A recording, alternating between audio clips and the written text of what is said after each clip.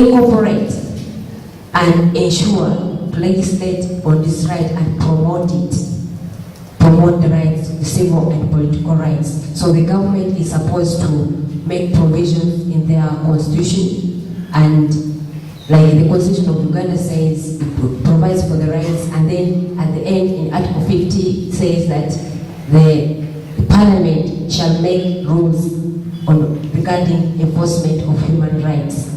So the government is given that duty, obligation to promote and protect human rights, and the enforcement also it gives the responsible organizations. And in the view of enforcement, like the Constitution of Uganda and the constitutions, I hope all the constitutions of East Africa are the same regarding human rights, that they come up with institutions that protect human rights. We have the courts.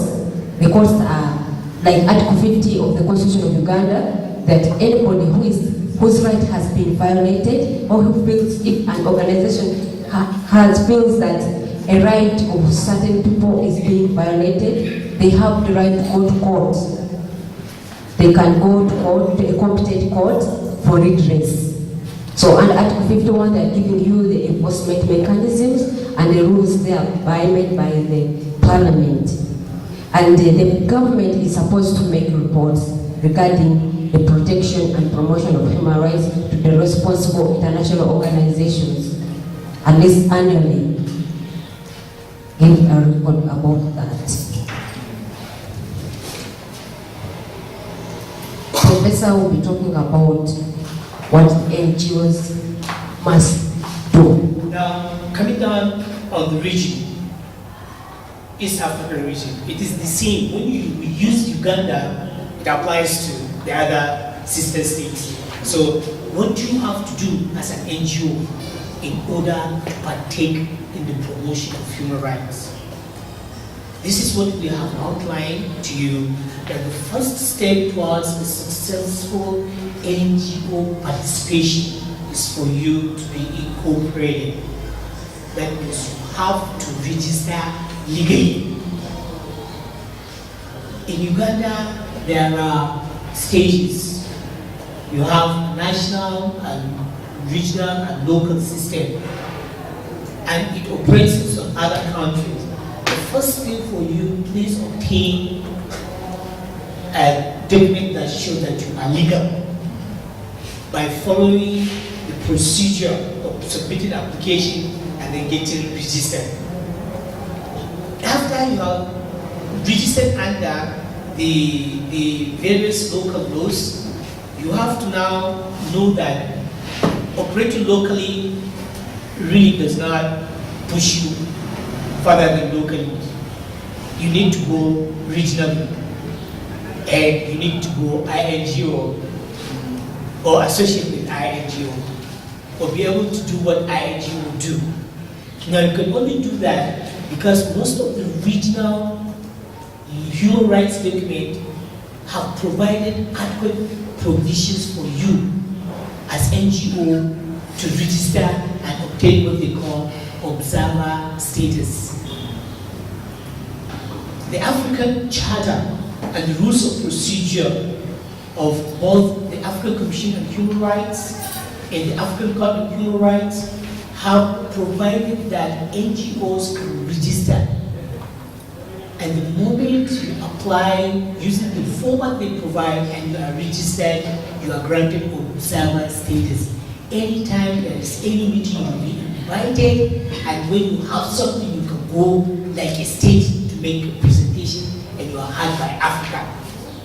All countries must listen that this is, and if you have a human rights case within your country, Kenya, Tanzania, Uganda, Rwanda, if you have a human rights that has failed to produce result, as I registered INGO or NGO with observer status, you can make application to the African Commission on Human Rights, seeking for the Human Rights Commission, African Human Rights Commission, to come and take this, or to submit or allow you to proceed to the court to take this case. Like this case we are using for this girl that died. if the Ugandan system cannot produce a result, any NGO that has an observer status and that has part of its mandate issues that relate to promotion of reproductive health and sexual rights will get funding, not only from the AU but from others that are sympathetic to the issue of reproductive health and human rights, or to the issue of children, or to the issue of women or girl child, or to the issue pertaining to abortion. You can get funding and they will sponsor you to go to the court and hear. So you have to register and obtain this observer status. And we indicate the areas where you can go: the AU, the United Nations, the United Nations Human Rights Commission, you have the Social and Cultural Rights Commission, you have the Economic Social Rights Commission, all in the United Nations. And then you have other human rights commissions that are established. For instance, during the Rwandan crisis, for instance, the current court and the contentious, let me use this, the contentious court at Rome, the ICC, you can register and obtain status to present a petition against a person that commits any of the offenses under Article 3, 4, 5 of the ICC Rome status. So what you need to do is to establish that you register is something that could get to annoyance, because it may trample on your right to privacy. But if you are an NGO, a party, you have already relinquished your right to privacy. The call can come to you at 2 a.m. while you are sleeping. Pick the call. Say, I'm detained by the police in Kasanga. You say, okay, I'll find somebody or I'll come myself. Then ring somebody who is in Kasanga. But don't mind the time. It's part of the sacrifice. Be accessible. But if you switch off, you've killed your that will spread very fast. That I call him, he said he's an NGO that can assist me when I have police trouble. He switches on. Oh, he did. Next time I see you, they will start monitoring. And ensure sustainability. This is very tasking. To sustain the fight as an NGO and the existence of the NGO. One day you wake up, you don't have a code, you don't have a shilling to do it. If you say, okay, that's the end, I'm stuck, I'm finished. Don't do that. Borrow from her. The lawyers make a lot of money. Especially when they are in class and they go to court as advocates. In one case, you will earn more than an eye from the classroom. Don't give up. This intimidation, frustration, please be ready to give up on them. But they come. And at times they come in such a choking and killing way that somebody that doesn't have the perseverance or the desire to continue this self-motivated, public benefit drive thing will just give up. And I think I should also add that be ready to have blood pressure. Thank you very much. So, Professor was saying that you have to lobby, but not be confrontational.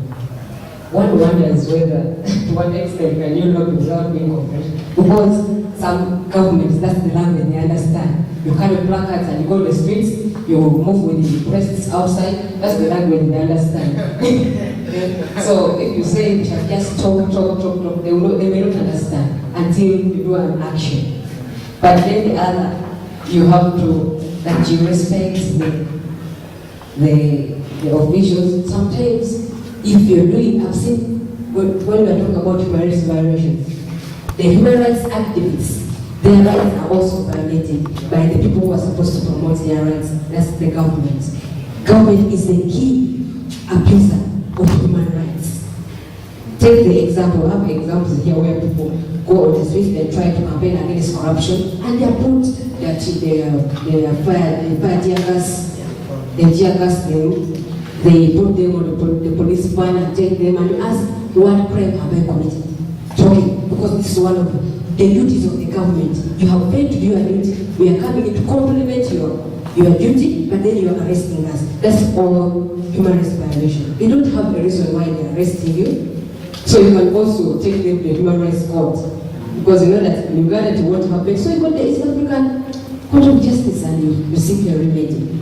However, the human rights activists have been criticized that they take advantage that they are human rights activists and they end up doing other things. They take sides. As an NGO, you are supposed to be impartial, collect information objectively, not subjectively. It has been internationally recognized that NGOs tend to side with the populace, yet they're supposed to work with governments together with the masses. You're supposed to be in the middle there. You promote the rights while lobbying the government to also put in proper policies. Note that there are examples where we've seen NGOs giving evidence. Are you supposed to give evidence in court? You're supposed to advise court, not to give evidence. So that's what you're supposed to do. So let's move on and look at protect the rights as it is in the civil and political rights. Because they look at democracy, they say democracy first, then others will follow. Then they check, we have the blocks, that's the Americans. For the Americans, they supposed to say first have good democracy. When you have democracy, then others will follow. But then the other side, the socialist bloc says no, development first.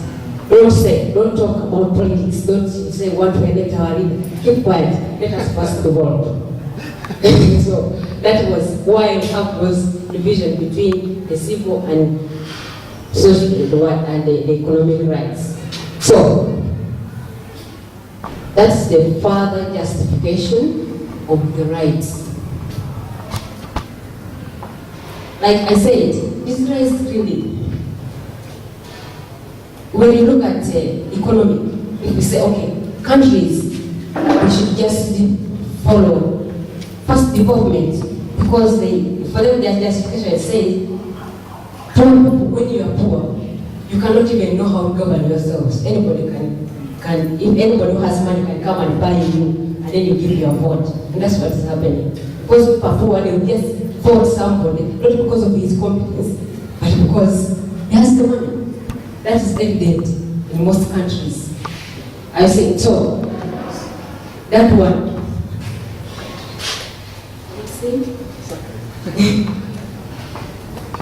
So we are looking at the division of rights.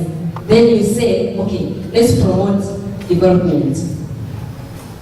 Then the third generation right, which is the environment. Say, shall develop. And somewhere, as you continue developing, you'll be affecting the environment.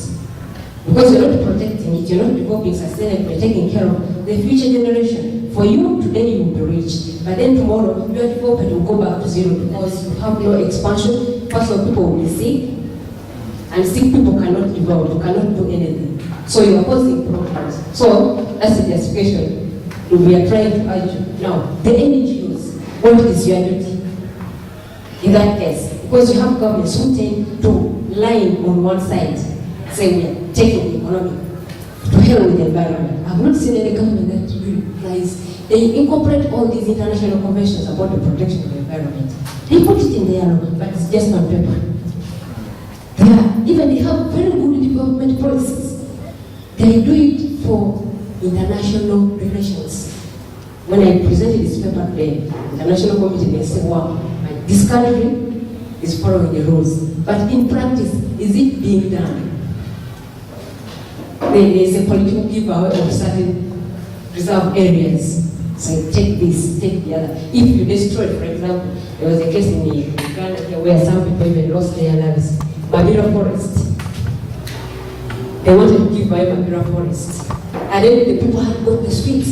They were trying to lobby. And then because of that lobbying, that one, the people include the violence, because they had to keep. Professor, you said they should not be confrontational, but that's the level African leaders here. That's the level they understand. Because if they tried to talk, NGOs talked, people talked, but the government could not really adhere until the people had to go on the streets. People lost their lives, but they were advocating for the right cause. That's why that forest is still standing. So, the NGOs, that's your work to understand, study the rights and say, which side is the government taking?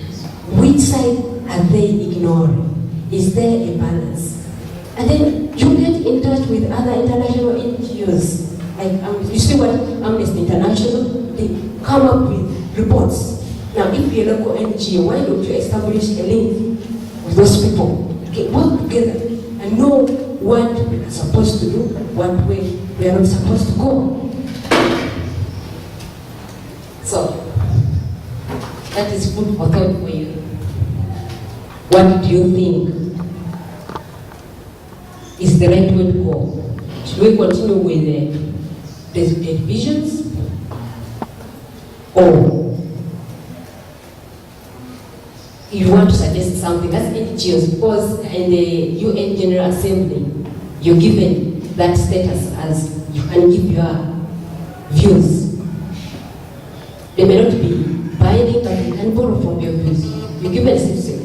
So that's the question for you.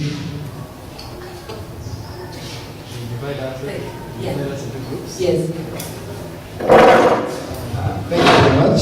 Members, I will not have to discuss because I told you this is more practical. We learn and we do some exercise. Now we have 2 questions. So we are going to have groups. So I'm going to be in A.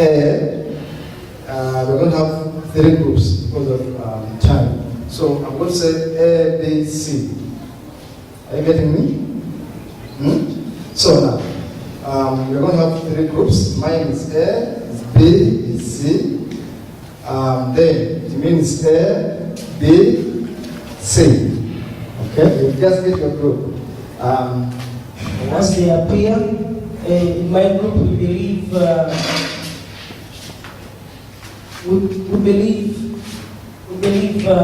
the way the generations appear is very okay. And we say yes to how they follow. And then for the second question, what category of rights should the states put their efforts first and support our answer? We say the way these generations flow, first generation talks about civil and political rights, thereby having rights to life. We big yes, rights to liberty and then fair trial. For us to have rights to housing, because before you have a house, you must have a life, and then you have a house, you have education, and then later, collectively, we as a community, we develop, we have development. And then basically, that's how. The second answer, I said, before you have a house, you have life. Then after having life, you can have a house, you can have economic and cultural rights. Then from there, you as a community collectively, you can develop, you can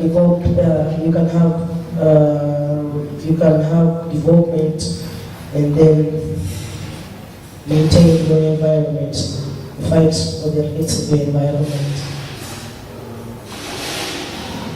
That is our take. As Group B, the first question, our take on the categorization of rights. We saw that we discussed and came to an agreement that to are right to categorize the rights, since these rights have some differences in them, and because the first generation rights we realized undebatable, these should be automatic in same environment, and we realized that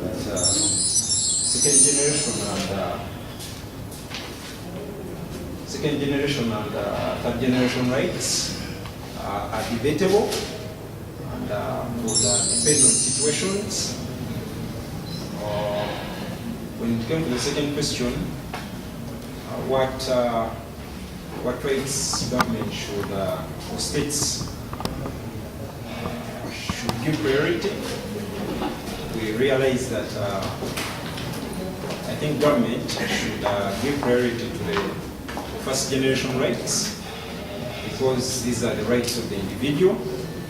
They appeal directly to the individual, the rights to life, liberty. And we realize that countries that observe first generation rights will most usually be giving second generation and third generation rights respect, while states that abuse first generation rights will most likely be also not be respecting the second generation and third generation rights. What is it? Good morning. Fine. My name is Douglas. I work with an organization called ELO. ELO is a CBO which is operating in Gulu, as you know, northern part of the country. I'm a group leader of Group C. Without wasting time, our group had 5 members, and according to the question number 1, what is your take on hierarchy of rights? According to her, we agree that the way how the hierarchy of rights is put as in first generation, second generation, and third generation is okay, is in proper way. Then question 2 was what category of rights should state put the effort first to support your what? Just like now the justification of what? Of the hierarchy of rights. We look at it like if we look at first generation rights, we look at politics. Everyone knows that politics affects almost everyone, whether it being at individual level or group level. Politics is everywhere. So when you come to like political rights, everyone is always affected. We also look at like when it comes to like rights to life. Before you can get all those life, you have to have that life, because without life, all other rights are meaningless. So without rights, the cultural or the environment or other rights will not be there if you don't have that right to live. Then, for instance, when you get a group of people who are massacred, will you put it as an individual group rights, or the people who are killed have the cultural ideology that makes them to be killed, or how will you put it? So we look at when a group of people is massacred, is it like an individual right or it's a group right?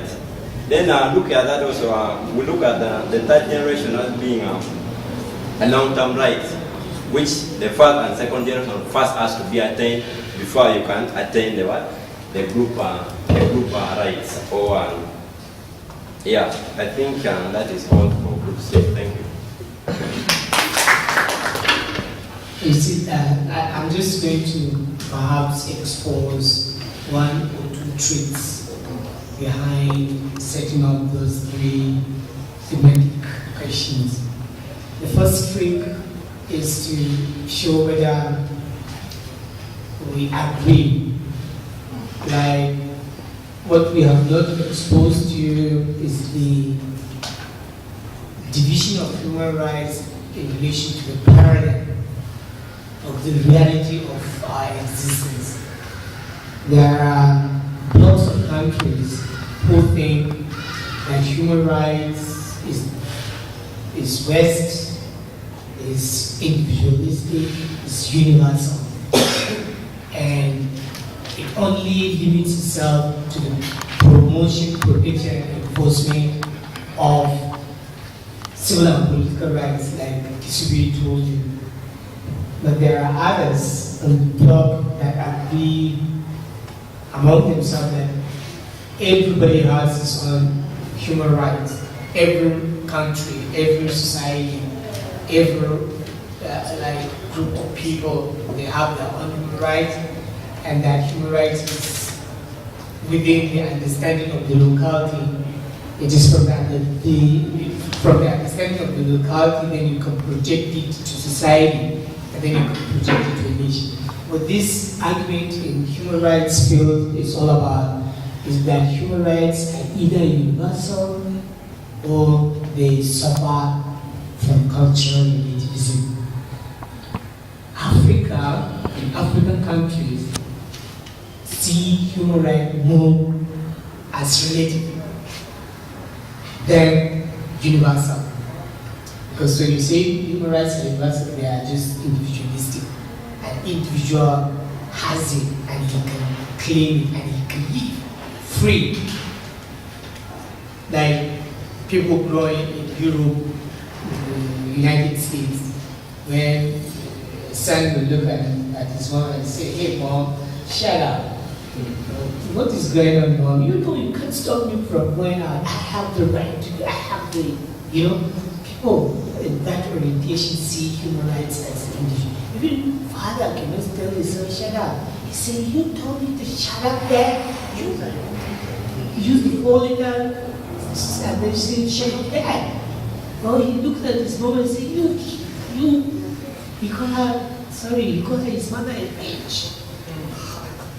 That is the result of the orientation that suggests that human rights is individualistic, is assertive, everybody is free.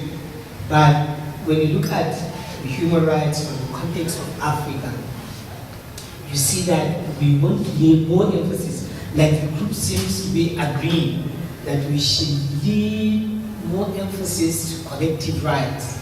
The realization of collective rights should be pursued more than the bare individualistic right. I have a right to freedom of expression. I have a right to freedom of speech. I can change my religion. Today I'm a Christian. Tomorrow I'm a Muslim. Next tomorrow I don't even believe there is God. Next, that is the trend. So the choice in relation to, first generation right, probably those that think first generation right, we are taking out like the coloration of the rights as civil and political. But the civil rights are the basic individual rights. Then the political rights is a follow-up to the expression of communitarianism within individualism. That means you define your own who rule, how to be ruled, and in what capacity. That is it. But the choice about whether you agree with prioritization is supposed to now see what orientation you have. People with Western orientation, we're not saying that the Western is good or the relativism is good. It's a matter of choice and preferences. So people who think that you can lay emphasis on civil and political rights and they agree with prioritization are people who are on the right. But people who think that, because none of the groups said that, look, like Yusufi said, human rights is supposed to be one. You cannot separate one from the other. So when people say, no, I don't agree with this prioritization or this classification, they should be viewed as one. That is the trick.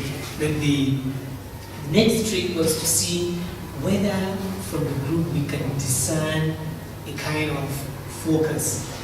Are we really into it all?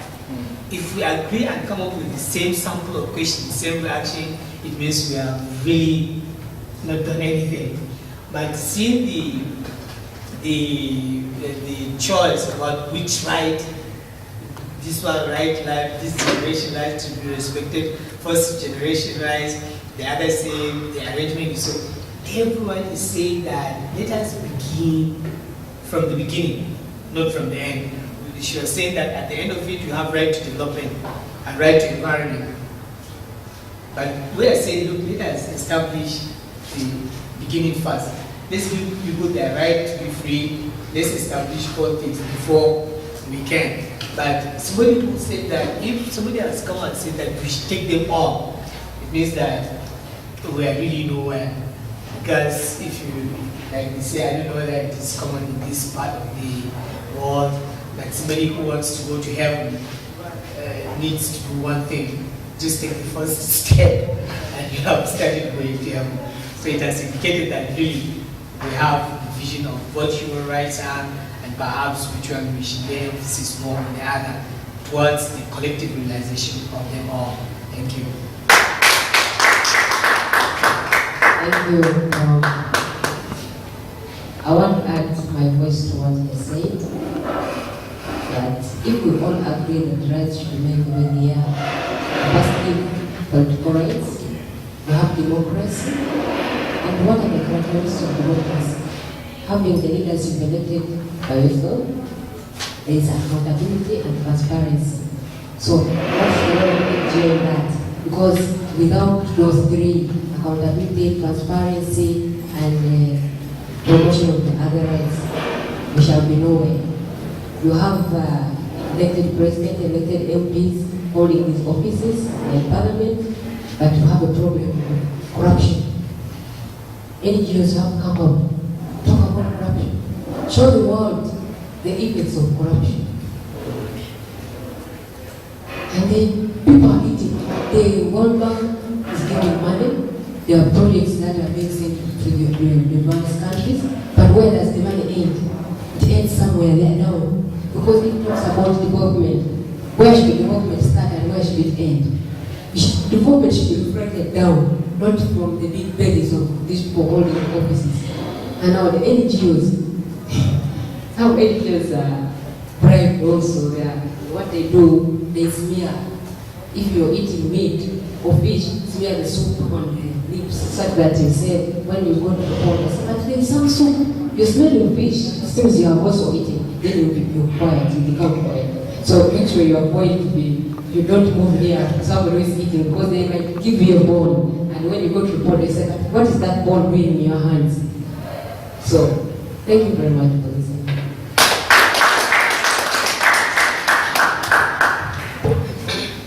Okay, let's appreciate our presenters for such a nice and good training. Let's appreciate them. An NGO can have an observer status. Not so. And some of you know how IHEYO works. The International Humanist Ethical Union Organization. How IHEU, International Humanist Ethical Union, works. AI. They all have observer status at the UN. Some of you are thinking aware of this. So this means that even us, as small NGOs in Africa, from the lecturer's point of view, if you work so hard, we can have that observer status. So that if bigger discussions are being done in our areas, at least we are there. So I want to thank them so much, especially because you have actually done my talking for the last presentation. Because when we are teaching, we're talking about how to raise resources. You did my part. I don't know whether you guys were keen, but I think you are, because we all of our professionals. When the doctor, the professor was talking, he talked about raising resources and he gave us areas. So for me, my work was done, even if I don't do anything.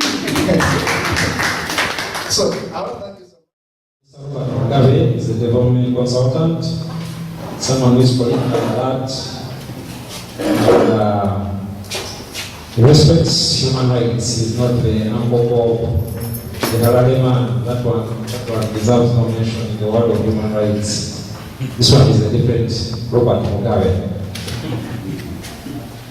Mr. Robert Mugabe, very welcome.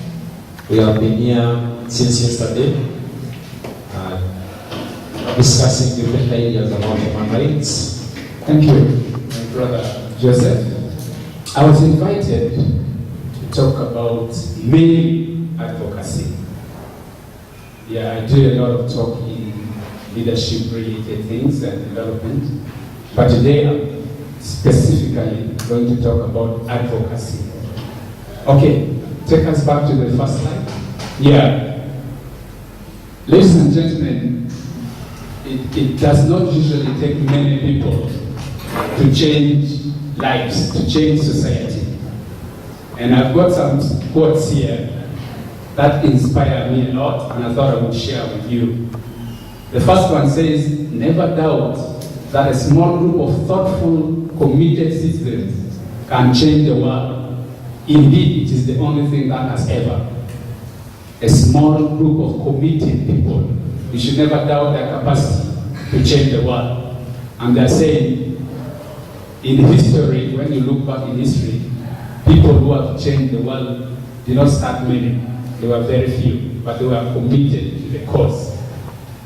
Then you have, of course, Dalai Lama, the spiritual leader of Tibet. Tibet is some country in China, in the region of China. He says, if you think, go back please. If you think you are too small to cause a difference, try sleeping with a mosquito. Many times we think, I'm too small, I can't do much. But have you ever spent a night with just one mosquito?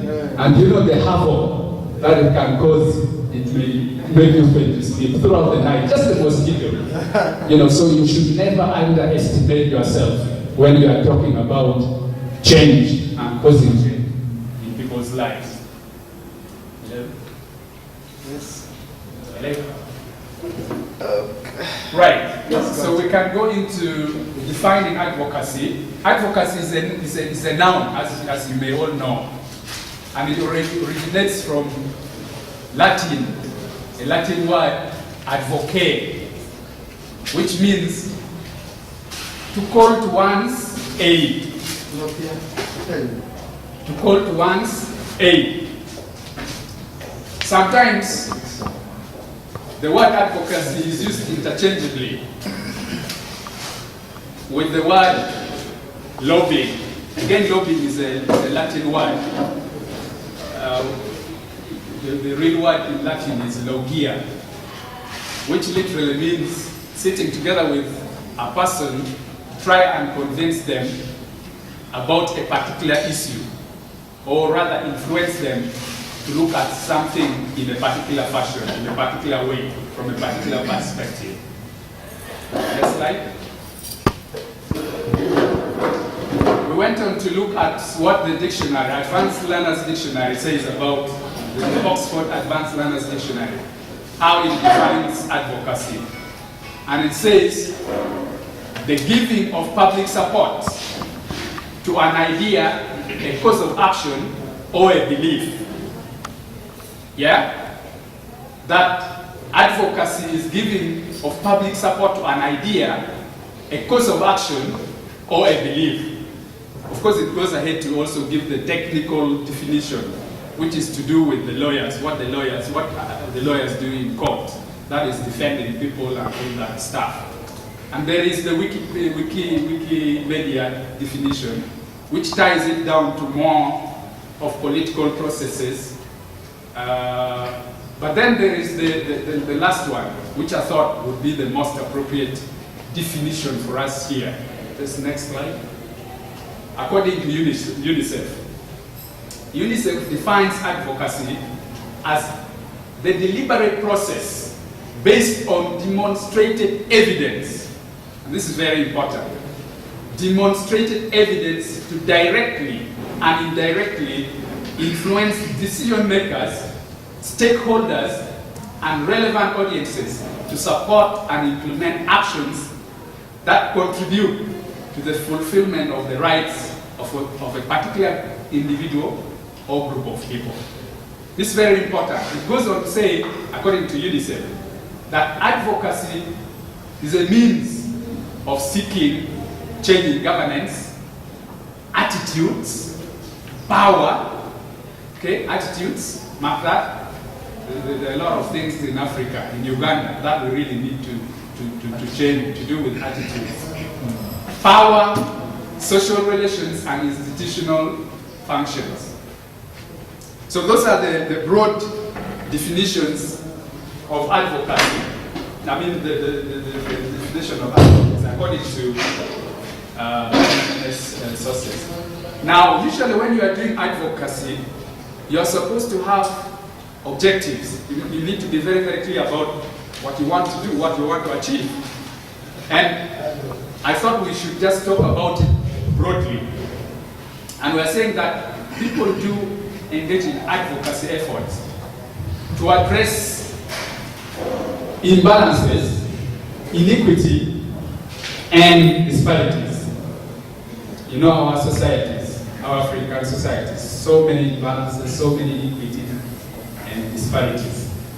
We also do advocacy to promote human rights, social justice, environment. The prof and the lecturer were talking about these things. Then the last one is furthering and deepening of opportunities for democracy. Those are the broad objectives. Now, what is this thing that you do when you are developing your strategy for advocacy? There are 9 questions that usually you want to ask. Mr. Chairman, you forgive me, I'm not like the lecturers. I want to stand and walk around.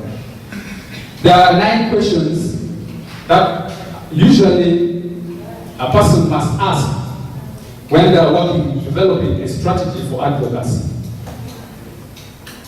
And the questions were developed by a man called James Calls, who is the founder of a civil society organization in the States called Democracy Center. And he says creating an advocacy plan helps us to understand what is the situation. Why do we need to advocate? Why? What is the reason? Then 2, what stakeholders or which stakeholders do we need when we are supposed to engage in this advocacy endeavor? And what is the power? What do they have? What resources do they have? The stakeholders that we are trying to look at. And how can we make this happen, the change that we want? Because an advocacy usually aims at changing something. Could be a situation, could be, a right related thing. Then, what audience can we go through to make this possible? And what message? How do we develop the message? And who should be the messenger? It's not enough to develop a message. It's also very, very important to know who you are going to use to get your message across. Then you identify processes that you need to get there. The opportunity advocacy. Understand the problem clearly. Understand the problem clearly. Get your facts. Do your research. Know who is doing what. Who can I work with in this? What message should I develop? And what medium of communication should I use? And how long do I need to do this? And then you get back after all that and evaluate. Of course, you need to monitor the entire process. The entire process, because it helps you, it informs your next step, whether or not you should go back and redesign or you think you're moving well. I want to thank you very, very much for really being very active and brilliant. I have seen very, very brilliant fellows here. I'm always very happy when I'm with brilliant people like you, because it helps me to also think deeper into issues. So I want to thank you very much for participating with me in this whole discussion. And I want to urge you to be practical when you go back to your NGO. Do something about advocacy, define what we want to do, and be practical, and we want to see results. We don't want to hear stories. So thank you very much. I now hand over to my brother here, in the absence of my chairman. Thank you very much, gentlemen and ladies. Now, we are going to look at resources. In the morning I said that the professor, which country is he from? Nigeria. The professor from Nigeria did part of my work. Farouk, Yohaso, Mofewo, Kenya, CFI, Peru, all of us, Hale, Africa, want money. Not so. And all of us are known for one thing, in Europe, in Asia, in Americas, we are known for one thing, asking for what? Money. Am I wrong? All over the world, NGOs in Africa are known for one major thing, asking for donations. And now, that one is creating a bigger problem. Because NGOs are getting fed up abroad. International NGOs are getting fed up because of the requests we are making every other day about money. Number two, they are getting poor. Yes, they are getting poor. I will see it from there, don't worry. They are getting poor, and that's a fact. Daniel will bear witness with me and my brother there, and all of you guys in the NGO world, that in Europe, in Americas, when I say Americas, I know there are quite many, not the other one we know. They are getting poor, and we are hearing the credit crunch. You are hearing the government of America shutting down, and then you still think they're going to give you money. Now, they are telling us, everywhere you go, that try your level best to raise your own money. If you are going to survive, they are telling us that to manage, to help you, to come on board and help you, what is there that we are going to inject in? As I was telling you the other time, that they are going to ask you Sudan. We have people from Sudan, I have not told you this. I have delegates from Kenya, from Tanzania, from Rwanda, from Uganda, of course. But people are telling you, whenever you write a proposal, they are telling you, how much are you putting in? You get it? I told you yesterday to organize this workshop. This one I speak openly, and we are going to send this video all over. IHEYO was saying, how much are you willing to put in? That's the philosophy today. Are you getting me? No one is willing to put 100% because they don't have the money.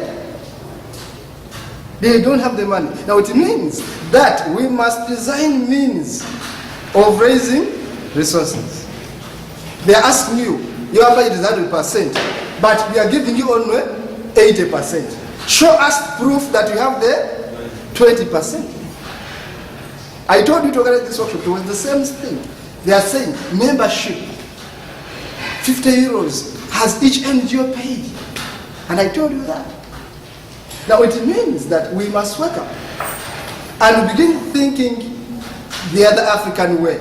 As my brother from Kenya was saying yesterday, we must Africanize the concept of humanism, but also fundraising.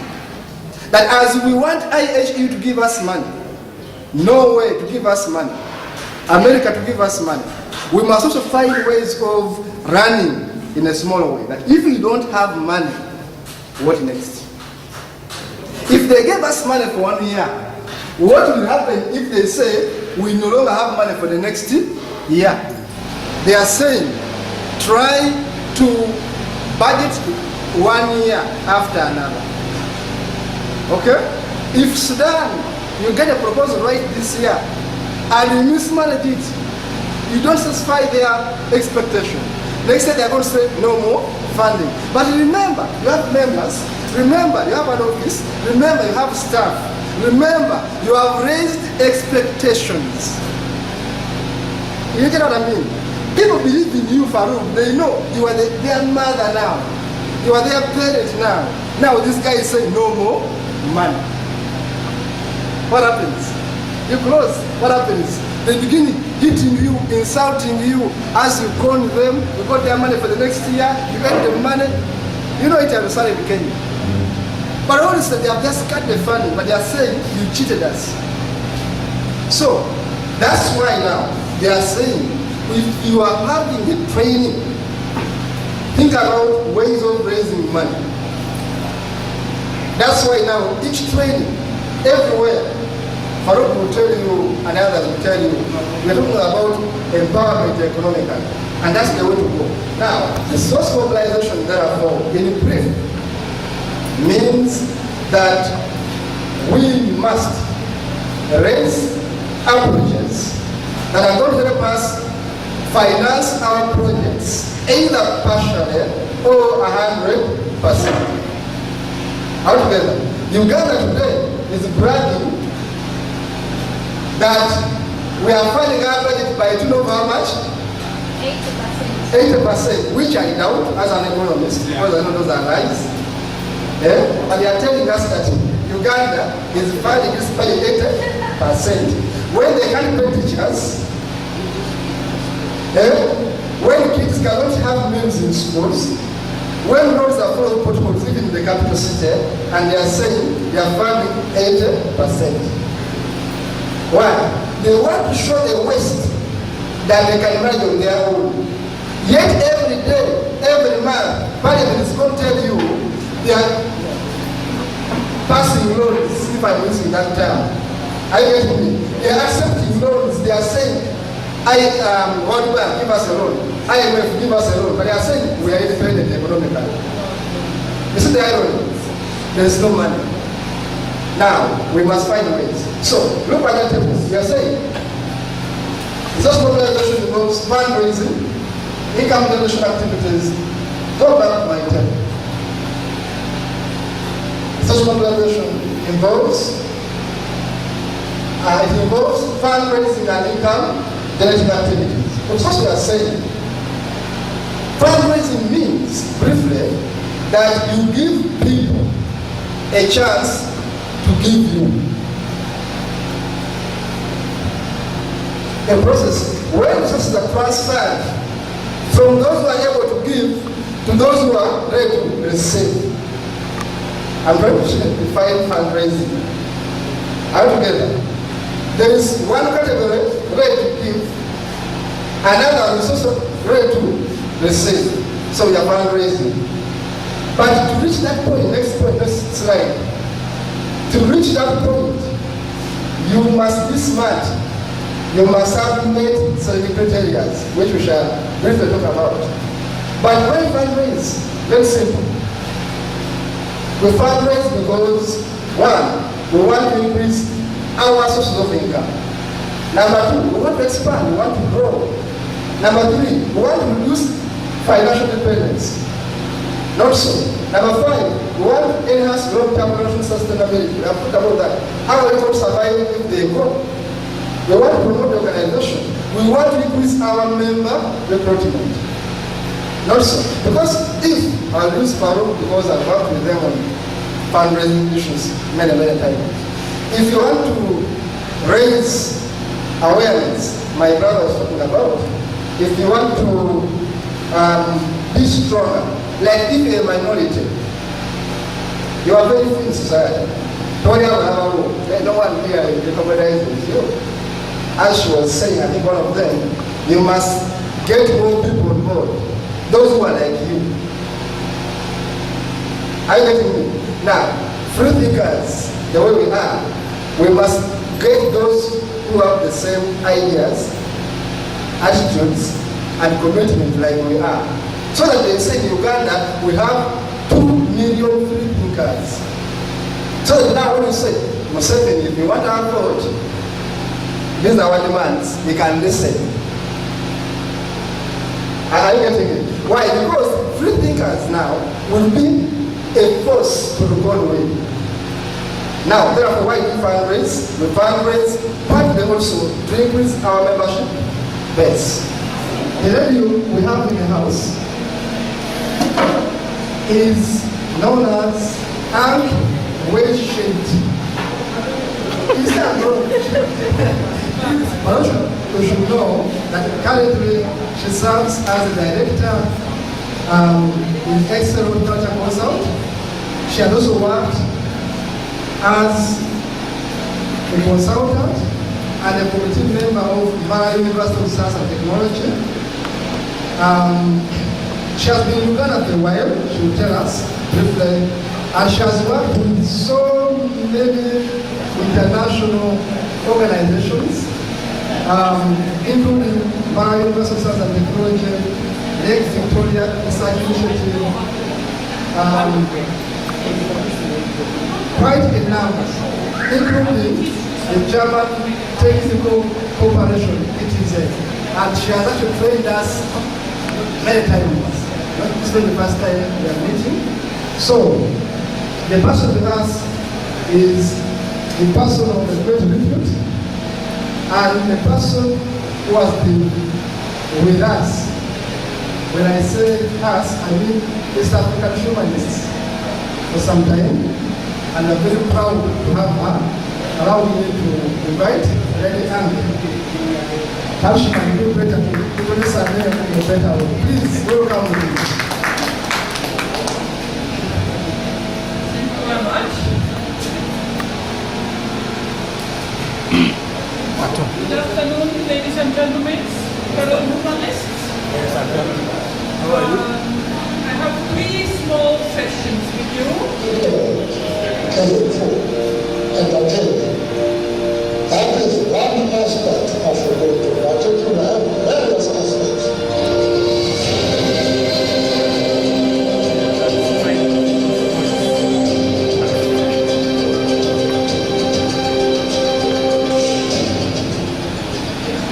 The movement does not mean that people should not abuse themselves. The question, therefore, is how we will do so in order to deal with the community around you, to deal with the people. These are the important things in life, and if one can do that, you have done something very important which we appreciate. Thank you very much. Thank you very much. Often I have a challenge in Africa. When I'm asked, and Kato, you are not exemption. When you are asked to do a presentation, kindly present from Germany, kindly present from Zungula. Yes, don't worry, I will give you some units of Zungula. But before that, I want you to remind of your own culture. As there is a disconnection between the old generation and the young generation, you find a challenge that the old African traditional philosophy and mindset is no longer transmitted to the young people. So me, I have the chance to talk to you and let me do the role and this part. That is why I first talk about different philosophies which are so similar to humanism, and therefore humanistic movement and philosophy is not so different from other cultures and even your own. Next. Ubuntu. I am because you are. You are because I am. You know the word called "forgot on my stomach"? Yes. How often people behave "forgot on my stomach" and want others to behave Ubuntu, but yourself "forgot on my stomach"? That doesn't work. You can only do to others what you like to be others doing on you. If you don't do it, you simply misbehave in your own society.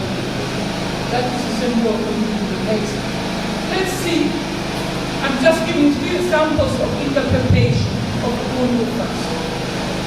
Desmond Tutu, one of the great archbishops, says, be open and available to others. A personal experience in Uganda. You help someone do something because you have a skill but the other person may not have, you do it. Now one day, when you need that same person help, the person says, I have no time. So it is very important, young people, that you have time for each other. You request others to help you. Please also apply to others, either direct or also indirect. Maybe the same person who asks you for help will not be the one who can help in the other way around, but at least help each other. You can't exist as human beings in isolation. Human beings are group-oriented living beings. So, you have to be human and this cannot be alone. Can't be in isolation, no. You can't be yourself when you have this equality. You have to do it. If you don't do it, the society will be rotten. That's what people say, a rotten society. next, Nelson Mandela, are you going to do so in order to enable the community around yourself to be able to improve? A very small story. I had an idea to set up a career development center. At the university, I stood for youth president, and I had a proposal to do so. But what happened, when it comes to election, students did this. You know what that means? What happened to the past? So eat now and forget the future. That is a mindset many young people have. I want to eat now, not think about the future. Of course, I didn't get the election, and the center was never there. So because there's an idea of I need it now. I forget about the future, I want now. Now, if you think like this, it will be difficult to develop a nation and even develop yourself and your neighbors. Kim Jackson said he's also interpreting Ubuntu as a philosophy that support the change, he says, are necessary to create a future that is economically and environmentally sustainable. If you mess up with your nature because of greed and get a lot of money, you get a quick fix. But what comes next can be so expensive. Next. Other. There's a Chinese philosophy. How similar. You see, it's all over the world. It's not humanism, it's not something new. Never impose to others what you will not choose for yourself. Yeah. If you don't like something, don't impose it to others. Very important. Next. In Greece, in Germany, one of the great cultures of Europe, Greece, says, do not do your neighbor what you will not feel for me. So then, do not do things that you don't want others to do with you. Avoid doing what you will blame others for doing. You can also say, you're preaching water, but you're drinking wine. Meaning, you're behaving different than you're saying. It's also something. Oh, I'm a very helpful person. Then after 2 weeks, I say, oh, can you just come over? I want a hand.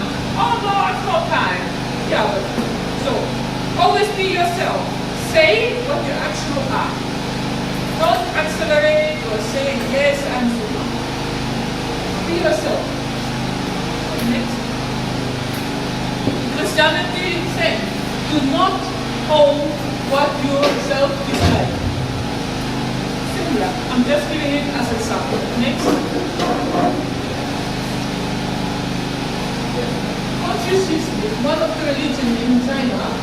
Is there any one word that could guide a person toward life? Yes, the master says, how about you? Reciprocity. Don't just receive help and think you cannot give help. Next. Humanism, of course you know more than me, you are well trained in it. I'm just not trained in it, so for me I'm just giving you one sample. Do not treat people in a way you will not wish to be treated yourself. Very simple. One typical sample is that when the boss goes for lunch, he goes in a big hotel, and the driver sits in the car and waits. No water, no food. That is quite unethical. Or you go in the field, you're the boss, and the worker gets nothing and you are feasting around. Or visiting a community, a poor community, and you come with your mineral water in the arm and start interviewing a poor farmer. So it's very important. Next. Now let's come to Germany. We want also something on the Ubuntu. Germany has a high percentage of believers. But they're not active humanism in terms of following like you're following now. Just we have no religion. But instead of religion, we have similar ceremonies adopted from the Christianity, because Christianity was there. That's what is derived from. Name giving. There's a ceremony in the magistrate office where the name is registered in the people's register with a small ceremony. And similar, we have godparents. We don't call them godparents, we call them auntie. But they have a similar function of helping the parents to raise the child. Confirmation and communion, which is a Christian version, we are using ceremonies for adulthood. They are rites of passage. And when you look back to your own cultures, you have rites of passage, traditional ones, not Christian ones, traditional ones. The boys usually go in the bush school where they are learning hunting, fighting, negotiation and all these male skills. And the ladies go with a jaja, with a great gun, and have also seminars. So this is part of adulthood ceremony. Birthday party for us is very well. Because you're thinking, okay, if you're humanist, you don't have all the Christian parties, but you have your own parties. Birthday party is a very good chance to celebrate, have people together, friends, and celebrate your year. Graduation ceremony of different steps of graduation or any other success can be celebrated. So don't think, oh, we have no Easter. There is Easter, even for us who are not religious, still we celebrate some form of Easter. Let me say the humanistic part of it. We give to each other, we see each other, but we don't go to church. So it's there, it's Easter. Because it's derived from the culture which was there, which is Christianity. Next. Adulthood. We are celebrating anniversary birthday, very big one. Last year I went to Germany to celebrate my mother's 70th birthday. That was a big thing. Big party, 70 years, I had to fly. To a big thing. Carnival, another way of meeting each other and expression. Single marriage, you know it is over here. Celebrating success in life milestones. For example, in Germany, when there's a house is built, there's a big party. And the house is built, and the roof is on top, then there's a big party called the Rittenfest. Another big party is the harvest party. Harvest, when there's harvest season, there is a ceremony for it. And weddings, as you know, is everywhere, a good party. Next. I'm very short and brief. That is my presentation. And the way forward is very simple.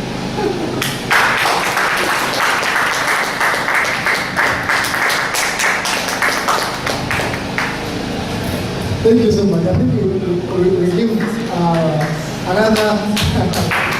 Thank you so much. As a matter of fact, when you look at our program, I think we have called it a day.